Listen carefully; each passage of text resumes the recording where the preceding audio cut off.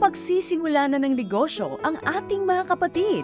Dahil ngayong araw, 300 mga kapatid natin sa iba't ibang dako ng kapatiran ang binigyan ni Kuya Daniel ng puhunan upang makapag-umpisa ng munting panghanap buhay. Nagpapasalamat po ako sa tulong, sa malaking pag-ibig na pinaparamdam ni kapatid na Daniel sa ating lahat. Hindi ko mamasikulian. Siguro po, bahala na lang po, Diyos. Sa kanya po. Salamat po sa Diyos. Katulad po yung nasabi po ni kapatid Eli na walang mahirap sa magkakapatid, tulungan sa magkakapatid, yun po yung na ko po madalas marinig sa kanya. Kaya laki pong bagay na binigay ng Panginoon Diyos si kapatid Eli Soriano at saka si kapatid Kuya Daniel. Marami pong salamat po sa kanila. Nagpapasalamat po ako sa kapatid na Daniel sa tulong na ibinigay niya. Na katulad namin mahirap. Papasalamat din po ako sa mga kapatid na gumabay at tumulong sa amin palagi.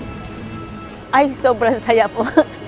Kasi kung kailan birthday niya, diba, sa abat niya, pakaswerte ko. Kasi nakahanap ko siya personally. Sobrang saya po talaga. Tapos, salamat sa Diyos po. Kasi dahil sa nakalipas na kalamidad, bumagsak yung business ko. Ito, pinagkalooban pa ako. Yun nga, sobrang saya. Hindi ko napigilan nga yung pag-iyak ko rin. Salamat sa Diyos, nayakap ko rin si Kuya.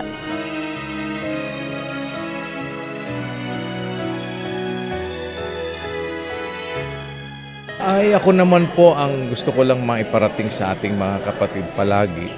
Una, yung ating pagtitiwala lagi sa kabutihan ng Diyos. Sa anumang problema, sa anumang pagkakataon, meron tayong hinaharap na balisa, lagi lang tayong manalangin. Humingi lang tayo ng awa at tulong sa Panginoon. At meron din po kayong kapatiran na bigay ng Diyos na sa tulong at awa ng Panginoon kung ano yung ating higit na magagawa, maipagsisilbi sa mga kapatid, doon sa mga nangangailangan. Pinagtutulong-tulungan po natin palagi na lingapin ang ating mga kapatid. Mga ulila, babaeng bao, mga dukha, yung mga talagang nangangailangan, yung mga walang anuman sa buhay. Dahil ito po isang obligasyon natin.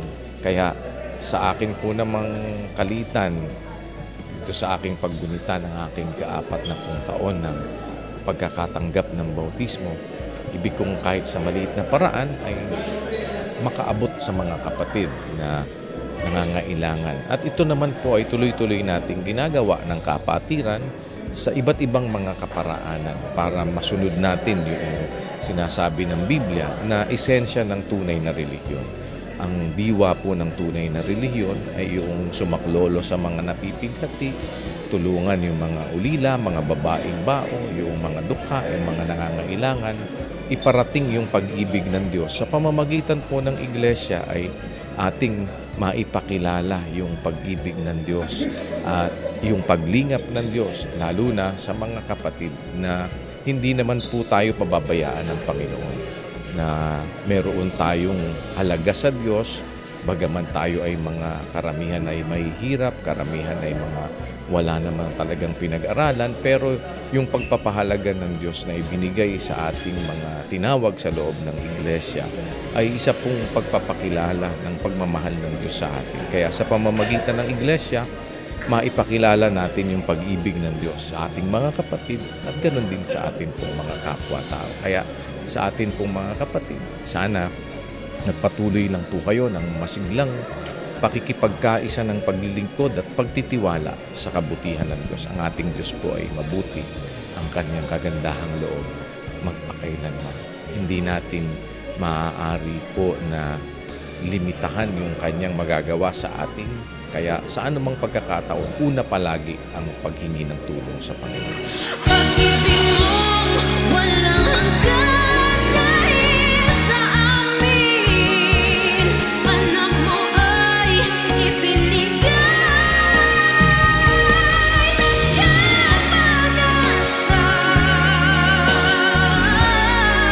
sa pangako mong buhay.